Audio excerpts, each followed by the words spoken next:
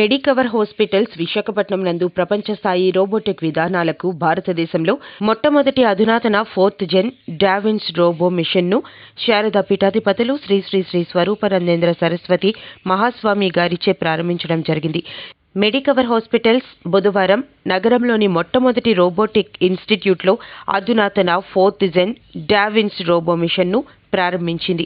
శస్త్రచికిత్స విధానాలను సమూలంగా మార్చేందుకు ఉద్దేశించిన ఈ అధునాతన యంత్రాన్ని శ్రీ స్వరూపానందేంద్ర సరస్వతి మహాస్వామీజీ ప్రారంభించారు. అత్యాధునిక మౌలిక సదుపాయాలు కలిగిన మెడికవర్ హాస్పిటల్ వైద్య సదుపాయాలకు తాజా జోడింపు ఇది. అతి చిన్న కోతతో సర్జరీ విజయవంతంగా చేసే అవకాశం ఈ రోబో సహాయంతో సర్జన్లకు కలుగుతుంది. రోగులకు సైతం అద్భుతమైన ప్రయోజనాలను ఇది తీసుకువస్తుంది. 4th జెన్ డావిన్స్ రోబో సహాయంతో అతి సూక్ష్మ విభాగాలు మరియు ఖాళీలలో కూడా శస్త్రచికిత్సలను ఖచ్చితంగా నిర్వహించవచ్చు. ఈ సందర్భంగా శ్రీ శ్రీ శ్రీ స్వరూపానందేంద్ర సరస్వతి మహాస్వామీజీ గారు మాట్లాడుతూ మెడికవర్ హాస్పిటల్స్ను అభినందించారు. మెడికవర్ హాస్పిటల్స్ తమ సామర్థ్యాలను మెరుగుపరుచుకుంటూ నాణ్యమైన ఆరోగ్యాన్ని మరింత అందుబాటులోకి తెచ్చేందుకు వేగంగా విస్తరిస్తున్న తీరును కొనియాడారు.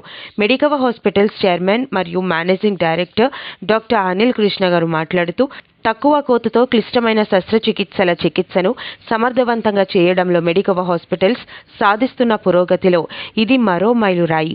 ఈ తాజా జోడింపు శస్త్రచికిత్స ప్రక్రియలలో విప్లవాత్మక మార్పులకు దారితీస్తుంది. కటిభాగంతో పాటుగా థొరాసిక్ క్యావిటీ వంటి చిన్న ప్రదేశాలకు చిన్న కోతలతో చేరుకోవచ్చు. దీనివల్ల రోగి మరింత వేగంగా కోలుకోవచ్చు. సమీప భవిష్యత్తులో మేము మరింత అధునాతన సాంకేతిక జోడింపులతో మా సామర్థ్యాలను పెంపొందించుకోవాలని ప్రణాళిక చేస్తున్నాము అని అన్నారు. Executive director doctor A Sharath Reddy గారు మాట్లాడుతూ సూక్ష్మమైన మరియు క్లిష్టమైన సర్జరీస్ రోబోటిక్స్ ద్వారా గత 4 సంవత్సరాలుగా ఆర్థోపెడిక్స్ డిపార్ట్మెంట్లో 2000కు పైగా విజయవంతమైన సర్జరీస్ నిర్వహించాం.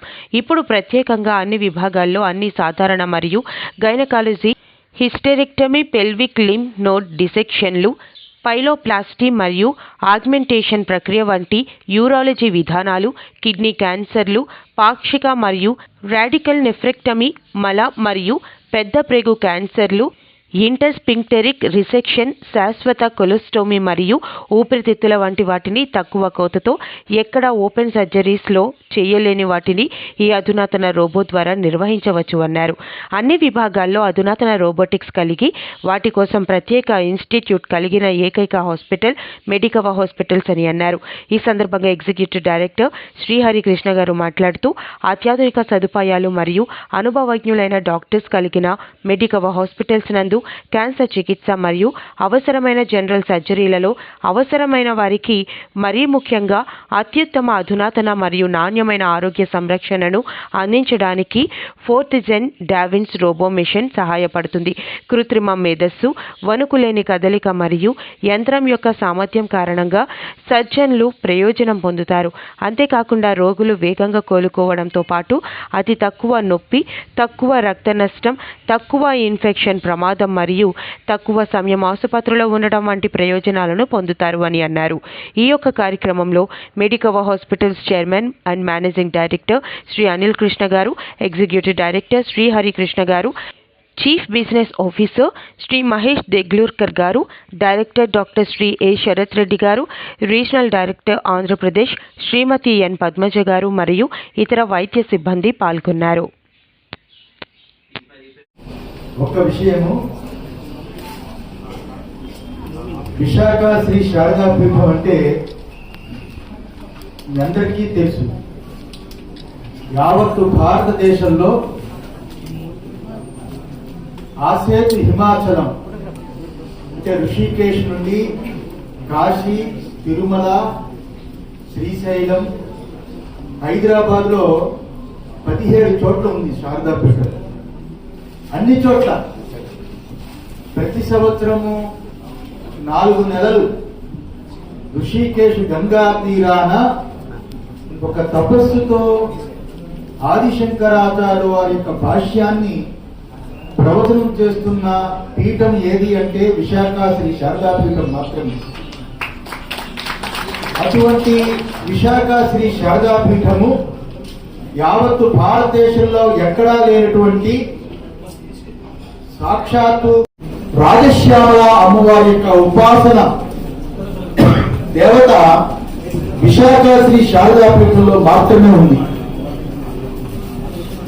ఎంతో మంది పక్క రాష్ట్రాలు, ఈ రాష్ట్రము, ఎంతో మంది